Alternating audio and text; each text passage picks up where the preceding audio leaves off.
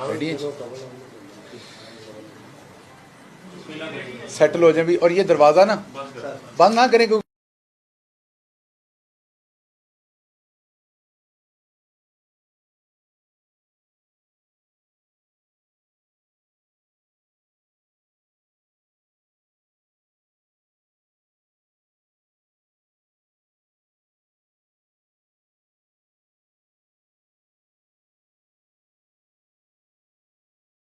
आल पर, उनकी औलाद पर, उनकी उम्मत पर। आप सब दोस्तों का तशरीफ़ लाने का और इंतज़ार करने का शुक्रिया। आज की जो प्रेस कॉन्फ्रेंस है वो दो तीन डिफरेंट चीज़ों के ऊपर है और एक तो तफसीली आपके सामने रखेंगे कुछ डेवलपमेंट्स जो हो रही हैं, और उसके साथ साथ सबसे पहले मैं रखना चाहता हूं जो आज की डेवलपमेंट है जिसमें सेनेटर हमारे जो न्याजी साहब हैं उनको गिरफ़्तार किया गया है, सैफ न्याजी को। उसके साथ साथ हमारे बड़े सीनियर रुकन हैं, पीटीआई के फाउंडिंग मेंबर हैं, और हामिद ज़मान साहब, उनको लाहौर में हिरासत में लिया गया है। सैफ न्याजी साहब को तो प्रॉपरली आपको पता है कि यहाँ से अबडक्ट किया गया है, और उसकी मैं सिचुएशन आपके सामने रखता हूँ। आपको पता है कि जब सैफ न्याजी साहब को हिरासत में लिया तो उसके बाद एफआईए का एक ऑफिशियल रिस्पांस आया, और वो रिस्पांस ये था जो मीडिया को दिया गया और वो टेलीविज़न की स्क्रीन्स पर आपने देखा भी। वो रिस्पांस ये था कि हमने किसी को हिरासत में नहीं लिया। ये झूठी खबर है, हमने किसी को हिरासत में नहीं लिया। ये पाकिस्तान की जो फेडरल इन्वेस्टिगेशन एजेंसी है वो ऑफिशियल अपना बयानिया दे रही है मीडिया के ऊपर। उसके थोड़ी ही देर बाद मुल्क का जो इंटीरियर मिनिस्टर है, जिसके अंडर वो डिपार्टमेंट है, वो आके राना सनाउल्लाह कह रहे हैं कि जी बिल्कुल एफआईए की इंक्वायरी के अंदर हमने उन्हें हिरासत में लिया है। उन्होंने कहा हिफाजती हिरासत में लिया है। ये फिर राना साहब उसी तरह की हिफाजती हिरासत है जैसी आपकी भी एक दो दफ़ा हो चुकी है। अगर तो आपको लगता है कि वो वाकई हिफाजती हिरासत होती है तो फिर तो 22 करोड़ आवाम की हिफाजत के आप ज़िम्मेदार हैं, तो मेरा ख्याल सारी आवाम को हिफाजती हिरासत में ले लें ताकि कोई गैर महफूज ना रहे। अगर महफूज करने के लिए और हफाजत फराहम करने के लिए अब राना सनाउल्लाह के पास हाल ये है कि लोगों को हिरासत में ले लें, तो मुझे तो अब डर है कि राना सनाउल्लाह साहब अपने ख़ानदान के लोगों को भी हिरासत में ना ले लें, क्योंकि उनको तो महफूज बनाना ही चाहेंगे। तो ये जो आपने हिफाजती हिरासत में लिया है, एक सीनियर सिटीज़न है, बुज़ुर्ग हैं उनको, जो कि इस मुल्क के एक ईमानदार शहरी हैं। एक तरफ डार साहब जैसे लोग जिन्होंने ना वतन के साथ वफा की, जिन्होंने ना अपनी पार्टी के साथ की, उनके खिलाफ भी बयान लिख के दिए। एक तरफ उनको वापस लाया जाता है जिन्होंने मईशत की तबाही की, और उनको लाके उसी जहाज़ पे जिस पे भेजा जाता है उसी जहाज़ पे लाया जाता है।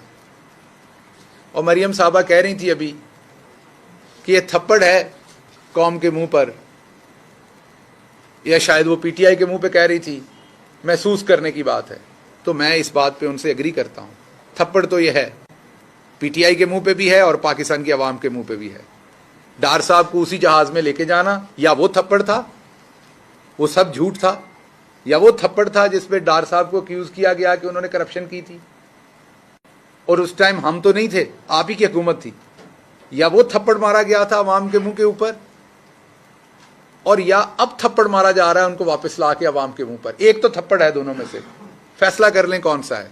तो आप दुरुस्त कह रही हैं, ये थप्पड़ है, महसूस करने की बात है। तो पहली तो मैं क्लैरिफिकेशन ये चाहता हूँ राना सनाउल्लाह साहब से कि वो ये बताएं कि वो झूठ बोल रहे हैं या एफआईए झूठ बोल रहा है। एफआईए जो उनका इदारा है जिसके ऊपर वो मिनिस्टर हैं, वो कह रहे हैं हमने हिरासत में नहीं लिया। राना सनाउल्लाह कह रहे हैं हमने हिफाजती हिरासत में लिया। तो दोनों में से एक झूठ बोल रहा है। सो राना साहब बता दें कि वैसे तो अमूमन राना साहब बोलते हैं को 32-33 झूठ हर दिन के, तो अब बता दें कि वो ये 34वां झूठ दिहाड़ी का वो बोल रहे हैं या ये FIA बोल रहा है? क्योंकि बड़ी संगीन बात है कि एक शख्स के वेयर अबाउट्स का नहीं पता, इंटीरियर मिनिस्टर मुल्क का इनकार कर रहा है और इदारा कह रहा है हमने बिल्कुल जो है वो हिरासत में लिया और हिफाजती हिरासत में लिया है। दूसरी चीज़ मैं आपके सामने जो रखना चाहता हूँ वो ये है कि एक ऑडियो लीक की गई खान साहब की। अब जैसा कि आप बात कर रहे हो, मैं एक एग्जाम्पल के तौर पे आपको बता रहा हूँ कि आप किसी को बता रहे हो कि फ़लाँ शख्स का मुझे फ़ोन आया या फ़लाँ शख्स मुझे मिलने आया और उसने कहा कि उसकी मुलाकात PMLN के फ़लाँ बंदे से हुई और उस फ़लाँ बंदे ने PMLN के बंदे ने कंफर्म किया मुझे कि मैंने 5 MNA ख़रीद लिए हैं। तो अब इस पूरी स्टेटमेंट में से आप एक जुमला उठाएं, मैंने 5 MNA ख़रीद लिए हैं। ये आप सहाफ़ी हज़रात अक्सर फाइल करते हैं स्टोरी, आप अपने एडिटर को फ़ोन करते हैं, वो जी मुझे शहबाज गिल साहब मिले थे, उन्होंने बताया कि उनको फवाद चौधरी साहब ने बताया कि मैं कल कराची जा रहा हूँ। तो अब आपके उस जुमले को मैं कल कराची जा रहा हूँ को बीच में से उठा के किसी और टेप में लगा दिया जाए जिसमें आप किसी अपने और कज़न को बता रहे हो कि वहाँ पर शादी है, तो आपके दोनों जुमले लग गए। मैं कराची जा रहा हूँ, जो कि असल में आप फवाद चौधरी साहब की स्टेटमेंट बता रहे थे एडिटर को, अगली आप अपने किसी कज़न को बता रहे थे बात कि वहाँ शादी है, या आप कह रहे हो वहाँ मेरी शादी है जो 2 साल पुरानी आपकी कोई स्टेटमेंट हो जब आपकी शादी हुई हो, और आप कराची और शादी इकट्ठी कर दें, आप घर जाएं और बेगम से आपको मार पड़े कि तुम कराची में कौन सी शादी कर रहे हो। तो ये उसी तरह की वाहियात हरकत की है इस हुकूमत ने, क्योंकि ये वाहियातियों के बगैर और कुछ नहीं कर सकते। कि वो एक स्टेटमेंट जो खान साहब किसी के बारे में कुछ कह रहे होंगे कि उसने 5 MNA ख़रीद लिए हैं, वो कह रहा है कि मैंने 5 MNA ख़रीद लिए हैं, उसमें से वो जुमला उठा के, और वो नज़र आ रहा है, मुझे कहने की ज़रूरत नहीं, पाकिस्तान के सारे सहाफ़ियों ने ये कह दिया, जो बड़े इंपॉर्टेंट सहाफ़ी, उन्होंने ये कह दिया कि इसमें तो तीन हिस्से तो उनको सुन के नज़र आ रहे हैं कि जुड़े हुए हैं। अभी जब उसका फोरेंसिक होगा तो पता नहीं कितने जुड़े हुए होंगे इससे। तो इसलिए इस टाइम आपके पास टोटल MNAs की तादाद है 84 और आपके इस टाइम मिनिस्टर हैं, कैबिनेट मेंबर 76। तो मुझे सिर्फ अफसोस उन 8 पे हो रहा है जिनकी बारी नहीं आई।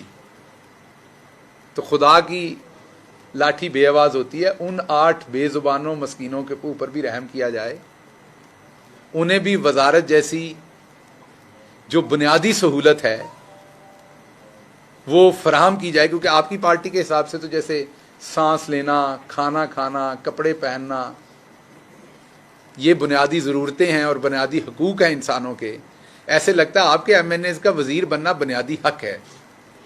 तो वो जो 8 हैं वो क्या सौतेले हैं, वो किसी और माँ से बेचारे पैदा हुए हैं, कमतर हैं, या उनकी जो MNA शिप है वो जाली है, तो उनको भी ये मौका फराहम करें। 76 और 84 में ज़्यादा फ़र्क नहीं है, अल्लाह का नाम लें, जो आपकी स्पीड है मेरा ख्याल अगले 8-9 दिन के अंदर आप ये काम पूरा कर लेंगे, और हैं भी आपके पास इतना ही टाइम, ज़्यादा नहीं है। ये जो खान साहब की ऑडियो मैंने आपको बताया कि लीक की गई, किसी और कॉन्टेक्स्ट से बात उठा के किसी और कॉन्टेक्स्ट में रख दी गई, इनकी खरीदो फरोख्त का असल में वो जिक्र कर रहे थे जो इन्होंने उनके खाते में डाल दिया। अगर खान साहब खरीदो फरोख्त कर रहे होते तो 84 वाला वज़ीर आज़म बना बैठा है इस टाइम, और खान साहब जो मेजॉरिटी पार्टी हैं वो अगर 5 MNA खरीद लेते और ख़रीदे हुए होते तो वो वज़ीर आज़म होते। दूसरी बात मैंने करनी है, मरियम औरंगज़ेब साहबा बार बार थप्पड़ों की बातें करती हैं, उंगलियां निकाल निकाल के बातें करती हैं, आंखें निकाल निकाल के बातें करती हैं, अपीयरेंस पे बात करती हैं, खान साहब के काले चश्मे पे बात करती हैं। मरियम औरंगज़ेब साहबा ये ना किया करें, ये बदतमीज़ी है, बद तहजीबी है जो आपने बचपन से नहीं सीखी हुई। अब हमारी बहन है लेकिन आप बहुत ही बड़ी बदतमीज़ है। जब आप ये कहेंगे तो वापस कोई प्लास्टिक सर्जरी की बात करेगा, क्योंकि आप चश्मे की बात कर रहे हैं ना। मैं अगर आपकी ज़ाहरी लुक्स के ऊपर बात करूंगा तो आपके पास फिर पूरा हक होगा मुझे जवाब देने का। मुझे तमीज़ के दायरे में रहना है। जब मैंने अभी आपको बहन कहा है, हमेशा बाजी कह के आपके बारे में बात की है। तो आप बदतमीजी करें, लेकिन बार बार आपसे रिक्वेस्ट की है कि अपने शौहर के मुकाबले में दूसरे लोगों से कम बदतमीजी किया करें। उन पर तो आपके एहसानात हैं कि आपने उनके कहने पर सिगरेट एजेंसी के अरबों रुपए जो हैं वो टैक्स माफ करवा के दिया। वो तो अब आपसे जूते खाएंगे सारी जिंदगी, क्योंकि आपने उनके कहने पर ये कौमी नुकसान पहुंचाया कौमी खजाने को, और ये करप्शन की एक बहुत बड़ी दास्तान है जो आपने रकम की। लेकिन दूसरे सियासतदानों के बारे में बात करते हुए थोड़ी मोहतात रहा करें कि आपकी बदजुबानी, बद अखलाकी, बद तहजीबी कहां तक जानी है। दूसरों को आप बड़ी जल्दी बद तहजीब करार दे देती हैं। आपको इससे क्या लेना देना है कि खान साहब ने काला चश्मा पहना हुआ है या उन्होंने काला चश्मा नहीं पहना हुआ। ये इतना इंटरेस्ट आपको उनके चश्मे में क्यों है? जब आप लेंगी उनके चश्मे में इतना इंटरेस्ट, तो फिर हम वापस, मेरी बहन, आपकी लीडर आप में इंटरेस्ट लेंगे, और जब हम ये बताएंगे कि आपकी तरफ क्या कुछ है, तो फिर वो बद तहजीबी में आ जाता है। बेहतर नहीं है, इसलिए आप ये बद तहजीबी ना करें। आज उन्होंने ये भी बताया कि इमरान खान की हुकूमत के अंदर आटा 55 रुपए से 100 रुपए में चला गया। आज उन्होंने ये भी बताया कि किस तरीके से घी जो है वो 150, 200, 250 रुपए से 500, 600 रुपए पे चला गया। आज उन्होंने ये भी बताया कि इमरान खान की हुकूमत में डॉलर किस तरीके से 176, 78 रुपए से बढ़ के 245, 240 रुपए तक चला गया।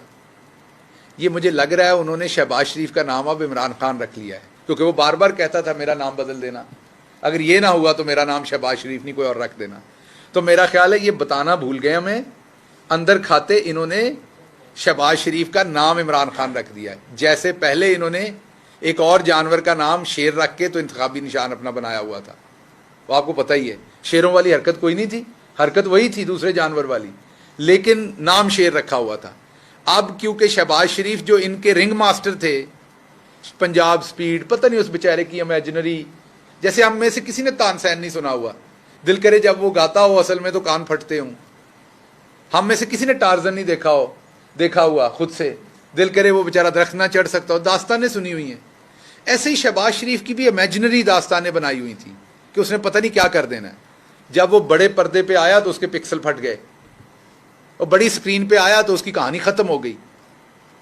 तो बात यह है कि अब इन्होंने शहबाज शरीफ के बारे में, ये मैं आपको अंदर की खबर दे रहा हूं, कि इन्होंने आपस में उसका नाम इमरान खान रखा है, और ये समझते हैं कि इमरान खान रखने से शायद, जैसे इमरान खान एक डूबी हुई मैशत को 6% तरक्की पर ले गया था, जैसे इमरान खान जो कुल आपकी आपकी एक्सपोर्ट और आपके रेमिटेंसेस मिला के कोई 40 अरब के करीब थे, उसको उठा के 60 अरब से ऊपर ले गया था, जैसे इमरान खान पाकिस्तान की एक्सपोर्ट्स को बढ़ा के कहाँ से कहाँ पर ले गया, जैसे ज़राअत के अंदर 4.4% आपके सामने ग्रोथ हुई। आपने देखा ओवरऑल पाकिस्तान की जो मजमूई सूरत हाल है वो बहुत बेहतरी की तरफ जा रही थी। इनको लग रहा है अब शहबाज शरीफ का नाम इमरान खान रख देने से कोई बेहतर होगा, तो इसलिए आज वो जो कुछ इनकी हुकूमत में हुआ वो गिनवा रहे थे। शुक्र है ये नहीं कह दिया कि इमरान खान की हुकूमत में एक भागा हुआ शख्स मुजरम इसहाक डार जो है उसको ला के वापस वजीर खजाना भी बना दिया, और जो बजाय इसके कि कौम को कोई रिलीफ दें, वो असल में मोडीज़ को और दूसरी कंपनीज को धमकियां दे रहे हैं कि अगर आपने हमारी रेटिंग वापस ना की तो हम ये कर देंगे। अब वो आपकी धमकी से तो नहीं चलने वाले, वो स्टेट बैंक का बेचारा कोई मुलाजम तो है नहीं, वो तो एक इंटरनेशनल रेटिंग फर्म है, वो अपने हिसाब से काम करती है। डार साहब ने यह भी बताया हमें कि डॉलर जो है वो असल में 200 रुपए का होना चाहिए। ये मैं नहीं कह रहा, ये डार साहब कह रहे हैं, ये डार साहब की स्टेटमेंट है ऑफिशियल कि डॉलर की असल कीमत 200 रुपए है। हम तो कहते हैं डॉलर की असल कीमत 176 रुपए थी जो हम आपको देके गए थे। तो इसका मतलब ये जो डॉलर 250 रुपए तक बिका है, ये फिर आपने पैसा बनाया, और आपके जो उस वक्त के वजीरे खजाना थे उन्होंने जानबूझ के पैसा बनाया, और वो जो 250 पे डॉलर बिकता रहा, आज एक आम आदमी की जो लेने वाली मोटरसाइकिल और गाड़ी थी वो डबल कीमत पे हो चुकी है। मैं आम आदमी की गाड़ी की बात कर रहा हूं, जो 12-13 लाख में गाड़ी मिलती थी वो मेरा ख्याल 25-30 लाख में मिलती है इस डॉलर की वजह से। जो मोटरसाइकिलों की कीमतें वो भी आप देख लें, साइकिलों की कीमतें भी देख लें आप। तो जो आम आदमी ने आपकी अपनी, आप अब खुद मान चुके हैं कि डॉलर की कीमत 200 रुपए और 200, हम तो कहते हैं 176 रुपए होनी चाहिए थी, लेकिन जो आप मान रहे हैं अपने मुंह से, उससे तो आपने इकबाल जुर्म किया कि पिछले 5-6 महीने आप लोगों ने जाली तरीके से आप डॉलर ऊपर लेके गए, क्योंकि आपने माल बनाना था। आप जाली तरीके से डॉलर 250 रुपए पे लेके गए, इस मुल्क की जड़ें खोखली की, आम आदमी पे प्रेशर डाला। अब आप सोचें, जब 250 रुपए पे आपने डॉलर किया, तो जितना पाकिस्तान ने ऑयल प्रोडक्ट्स इंपोर्ट की, एडिबल ऑयल प्रोडक्ट्स इंपोर्ट की, सब कुछ जो पाकिस्तान ने एक्सपोर्ट किया, उस सब कितना हमारा फर्क पड़ा है ओवरऑल हमारी सिचुएशन के अंदर, अवाम की जेब के ऊपर। तो इसका मतलब ये सारी लूटमार, जाली लूटमार के जिम्मेदार आप हैं। तो इसहाक डार के इस इकबाली जुर्म के बाद, इकबाली बयान के बाद कि बुनियादी तौर पर डॉलर 200 रुपये कम था, फौरी तौर पर मुकदमा भी दर्ज होना चाहिए और तहकीकात भी होनी चाहिए शहबाज शरीफ, अल मारूफ इमरान खान उनके ऊपर, और उसके साथ साथ जो है वो इनके जो उस टाइम के मिफ्ता साहब हैं उनके ऊपर भी फौरी तौर पर मुकदमा दर्ज होना चाहिए, क्योंकि ये इसहाक डार साहब ने उन्हें एक्यूज किया। अब मैं आता हूं लॉन्ग मार्च की तरफ। लॉन्ग मार्च में ये शहर कंटेनरों से भर दिया गया है पूरी तरह से। मैं एक तो पंजाब के वजीरे दाखिला साहब की तवज्जो इस पर लाना चाहता हूं और KPK के वजीरे दाखिला की तवज्जो इस तरफ लाना चाहता हूं कि ये कंटेनर इस्लामाबाद के अंदर मैन्युफैक्चर नहीं होते, ये आपकी तरफ से आ रहे हैं। तो आपको बिल्कुल इस पर देखना चाहिए। आपने जो ऑफिसर यहां पर लगाए हुए हैं, आपको देखना चाहिए। इसलिए देखना चाहिए कि चलें, वो तो जब कंटेनर लगेंगे वो तब देखेंगे क्या होगा, जब पाकिस्तान तहरीक इंसाफ मार्च लेके आएगी। लेकिन उससे पहले ये सारे सहाफ़ियन से पूछ लें इनकी जिंदगियां कितनी अजीरन कर देते हैं जब ये बगैर किसी वजह के इस तरह के कंटेनर लगा दिए जाते हैं। और अभी पता नहीं है लॉन्ग मार्च किस दिन आना है, लेकिन कंटेनरों से भर दिया है। तो आपकी भी इसमें जिम्मेदारी है। आप देखिए कि ये कहां से, क्योंकि इधर ना कोई ड्राई पोर्ट है इस्लामाबाद के अंदर, जो भी चीज़ आ रही हो आपकी हदूद में से गुजर के आ रही है। तो आप देखिए कि आपकी हदूद में से ये अवाम के ऊपर जो जुल्म आ रहा है, इसको आपने क्यों नहीं रोका? इसकी जवाबदेही आपकी तरफ से आनी चाहिए अवाम के लिए। पाकिस्तान तहरीक इंसाफ के वोटर ने आपको इसलिए वोट नहीं दिया हुआ कि आप चुप करके तमाशाई बने। आपको इस पर जवाब देना चाहिए कि ये कंटेनर कहाँ से आ रहे हैं, इस्लामाबाद के अंदर तो मैन्युफैक्चर नहीं हो रहे। तो इनके बारे में तो बात करेंगे, लेकिन आप भी जवाब दीजिए इसके ऊपर कि इसमें आपकी कारकर्दगी क्या है। दूसरी तरफ मैं आता हूं, वीडियोस बनाई जा रही हैं। इस्लामाबाद की जो पुलिस है उसकी वीडियोस आपने देखा होगा कि वो रिहर्सल की वीडियोस जारी की जा रही हैं। बेसिकली राणा सनाउल्लाह डरे हुए हैं और वो इस तरह की वीडियोस बना के अवाम को डराना चाहते हैं कि यहां पर पता नहीं क्या तैयारी हो रही है। मैं अवाम को सिर्फ ये बता दूं कि जो पुलिस होती है ना, वो कभी भी अपनी अवाम के सामने लड़ना नहीं चाहती। पुलिस का कभी कोई, क्योंकि पुलिस अवाम में से होती है। तो ये जितनी भी वीडियोस ये रिलीज कर रहे हैं, इनको इस दफ़ा ये नहीं पता कि इस दफ़ा कप्तान की जो स्ट्रेटजी है वो कंप्लीटली डिफरेंट है। ना पुलिस की ज़रूरत पड़ेगी, ना अवाम और पुलिस एक दूसरे के उस तरह से आमने सामने आएंगे। और राणा साहब, आपको किसी हेलीकॉप्टर में हफाजती ज़मानत, जैसे आपने आज हफाजती तहवील में लिया है ना, इसी तरह हफाजती तहवील में आपको कहीं पर मूव होना पड़ना है। और आपको भी पता है और आपने इसका इंतज़ाम कर भी रखा है और आप अपनी फैमिली को भी बता चुके हैं कि आपने कहाँ जाना है उसके बाद। तो इसलिए आपने जो तैयारी कर रखी है वो बिल्कुल दुरुस्त तैयारी कर रखी है, आप उसी पे गामजन रहें। इंशाल्लाह बहुत जल्द आप जो खुद ही सील कर रहे हैं ये बेहतरीन काम होगा। आप सील कर दें और हम आपको कहेंगे कि हमने उस दिन आना है जिस दिन हमारा दिल करेगा आप सील रखें। जब आप शहर को अनसील करेंगे हम फिर कहेंगे हम आ रहे हैं। तो अब ये आपने जो सील रखना है ना, ये बेहतरीन काम है, क्योंकि आप जो हम करना चाहते हैं वो आप बुज़दिली में पहले ही कर रहे हैं। एहतजाज का यही काम होता है ना कि शहर सील होते हैं, तो आप तो हमारे लिए पहले ही सील कर रहे हैं। तो इसलिए आपकी बुज़दिली बहुत काम आ रही है हमें, और हम इंशाल्लाह अपनी स्ट्रैटेजी जो है वो जब अनफोल्ड करेंगे तो आपको पता चल जाएगा क्या होगा। लेकिन ये आपको बता दें कि अब आप ऑटो पायलट पे हैं। अपने सामान की अब आपने खुद हिफाजत करनी है, क्योंकि बस के अंदर ये बता दिया गया है कि हर सवारी अपने अपने सामान की खुद हिफाजत करे। इसीलिए कुछ सवारियां छोटी सर्जरी या बड़ी सर्जरी करवाने के लिए मुल्क से बाहर रवाना हो चुकी हैं, और उन्होंने वापस अपने कुछ अहलो अयाल यहाँ छोड़ दिए हैं जिनकी उन्हें इतनी परवाह नहीं कि उनके साथ क्या होता है बेचारों के साथ। बाकी सवारियां अपने अपने, ईद पे होता है ना कि सवारियां अपने अपने आबाई इलाकों में ईद की खुशियां मनाने जा चुकी हैं, तो वो वाली सवारियां जो हैं वो लॉन्ग मार्च के खतरात से बचने के लिए अपने अपने आबाई इलाकों में, जहां पर उनके अपने बच्चे, उनके अब्बा के बच्चे, उनके अब्बा के बच्चों के बच्चे मुस्तकिल सुकूनत इख्तियार किए हुए हैं, वहां पर वो सवारियां तशरीफ ले जा चुकी हैं। तो राणा साहब, वक्त करीब आ रहा है, बिल्कुल आपने खामखा डायलॉग बोले और कोई मसला नहीं था, आपने किया कुछ नहीं है, ऐसे ही लोगों को लगता है कि सारा आपका किया धरा है। मुझे पता है आप हवालात में एक बंदे को अपनी मर्जी से पानी की बोतल नहीं पहुंचा सकते, तो आपने खामखा जुर्म अपने सर लिए हैं। सो आप मेरा ख्याल है मजीद जुर्म अपने सर ना लें।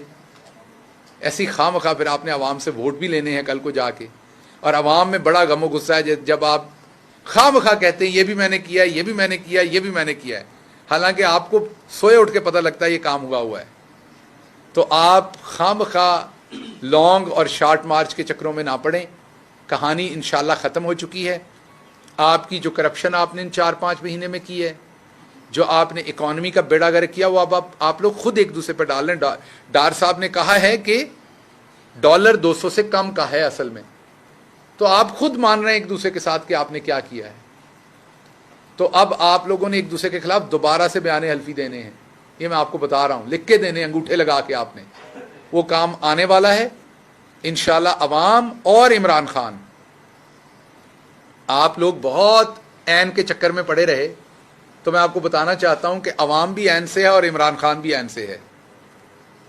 तो अवाम और इमरान खान दोनों एक जगह पे खड़े हैं, और इंशाल्लाह तीसरा लफ्ज होता है इबरत, वो भी ऐन से होता है।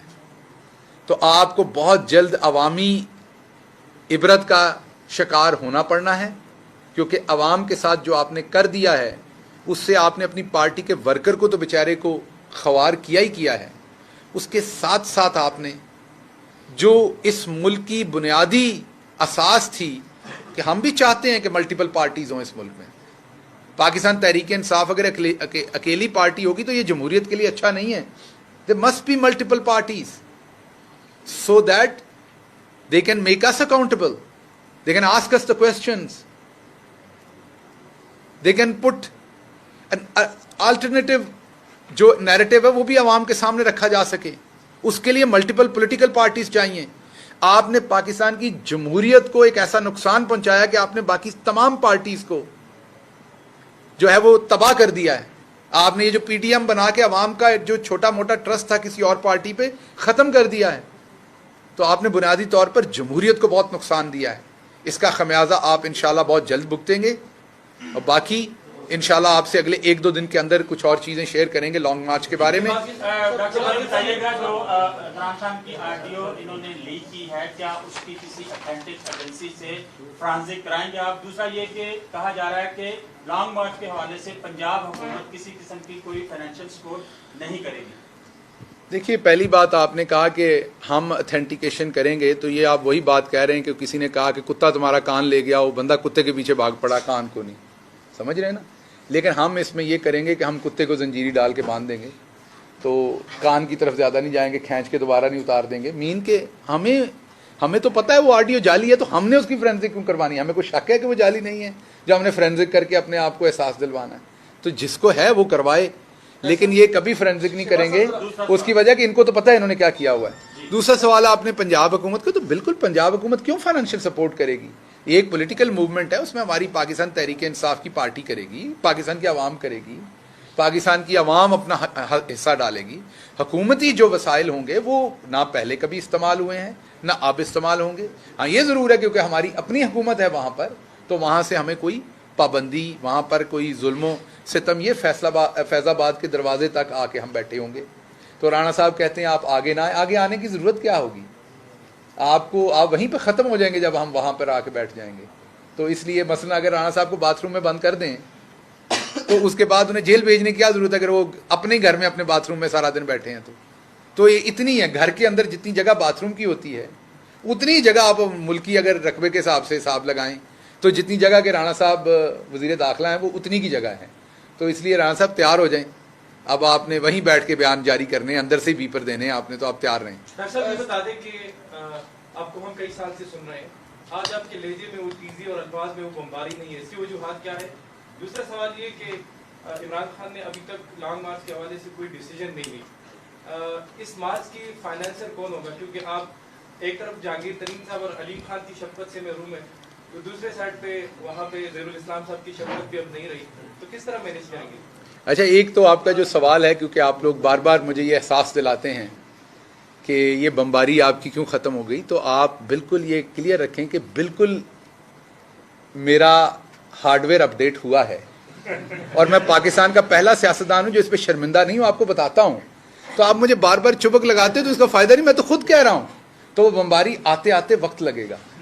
आप साइकिल से गिरते हैं ना, तो दोबारा साइकिल उसी रवश पे चलाने में वक्त लगता है। तो इसमें मुझे तो कोई शर्मिंदगी की बात नहीं। भाई साहब भी बता रहे थे कि प्लेन हो जाते हैं बंदे, तो आपने क्या बताना, मैं तो खुद बता रहा हूं कि बंदे प्लेन हो जाते हैं। स्त्री फिरती है तो बल निकलते हैं, लेकिन थोड़ी देर के बाद कपड़े पे फिर बल आ जाते हैं। तो इसलिए आप बिल्कुल मेरी बमबारी पे परेशान ना हो, वो बमबारी इंशाल्लाह वहीं होगी। अभी थोड़ा सा वक्त दे दें, थोड़ी सी चीज़ें बेहतर होने दें, तो मेरी बमबारी वहीं होगी। लेकिन सिर्फ आप ये बताएं कि अगर मैं यहाँ बैठा हूँ तो मेरे ख्याल में आप एक मिडिल क्लास में से हैं, ये आपके लिए काफ़ी फ़ख्र की बात है कि उस सबके बाद भी मैं आपके साथ बैठा हूँ। मैंने ना ही कोई स्टाम्प पेपर लिख के दिया है और ना ही मैं इस मुल्क से भागा हूँ या भागने की कोशिश की है। तो बिल्कुल अगर आप ये समझते हैं कि मैं दूसरे सियासतदानों की तरह झूठ बोलूँगा, छुपाऊँगा, को बहाना करूँगा, बिल्कुल नहीं। मैं ओपनली एडमिट करता हूँ एक चीज़ हुई है, उसके आप पे जिस्मानी असरात भी होते हैं, उसके आप पे इमोशनल असरात भी होते हैं, आपकी फैमिली पे भी असरात होते हैं। जिन सहाफ़ियों को कभी कैद किया गया, आप उनसे पूछेंगे उनके लिए सबसे बड़ा मसला क्या था। सबसे बड़ा मसला था जब वो वापस आके अपनी फैमिली से मिले।